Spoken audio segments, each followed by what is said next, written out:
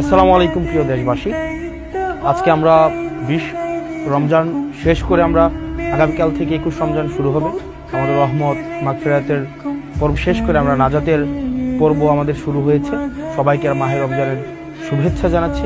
আল্লাহ যেন আমাদের এই 20টা রমজানকে কবুল করে নেয় এবং পরবর্তী 10 রমজানের মধ্য দিয়ে আমাদের যেই আত্মসংযমের পূর্ণাঙ্গ মাহাত্ম্য আমরা অর্জন করতে পারি। তো আজকে আমরা সবার সামনে উপস্থিত হয়েছে আমরা যে ক্লাসের পরিবেশে থাকি। তো ক্লাস নিতে নিতে মনে হয়েছে যে আজকে ক্লাসের আবহাওয়ায় যে আমরা আপনাদের সামনে উপস্থাপন করি আমাদের কার্যক্রম। তো বিশেষ করে এটা মূলত হচ্ছে দেবিদ্বার কেন্দ্রিক। আমি যে আসন থেকে নির্বাচিত হয়েছে কুমিল্লা 4-এর হচ্ছে কেন্দ্রিক একটা হচ্ছে বিষয়, কিন্তু মনে হয়েছে যে সবার সাথে এই বিষয়টা নিয়ে কথা হোক।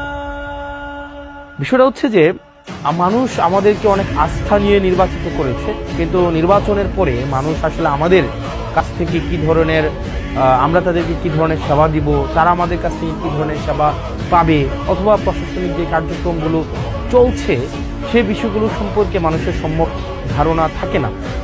সেজন্য আমরা চেষ্টা করছি আমি আমার জায়গা থেকে কুমিল্লা 4 দেবিদ্বার এই আসনের হচ্ছে যে কার্যক্রমগুলো যেন আমাদের জায়গা থেকে যথাযথভাবে মানুষের দোরগোড়ায় পৌঁছে যায়, সেজন্য আমরা ডে 1 থেকে এবং আমাদের যতদিন পর্যন্ত মানুষ চাইবে ততদিন পর্যন্ত যেন আমরা স্বচ্ছতার মাধ্যমে, জবাবদিহিতার মাধ্যমে মানুষ যেই লক্ষ্য উদ্দেশ্যে আমাদেরকে নির্বাচিত করেছে তাদের প্রত্যাশা এবং প্রাপ্তির মধ্যে যেন একটা আনুপাতিক আমরা সম্মিলন ঘটাতে পারি।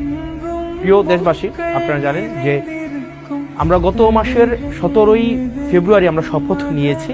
আজকে যখন আমি আপনাদের সামনে কথা বলছি ইতিমধ্যেই 11ই মার্চ চলে এসছে, অর্থাৎ আমাদের 1 মাসও হয়নি শপথ কার্যক্রমের। আজকে আমি দেবিদ্বারবাসীকে একটি বিষয় আশ্বস্ত করতে চাই, যেটা আমি নির্বাচনের আগে আশ্বস্ত করেছি।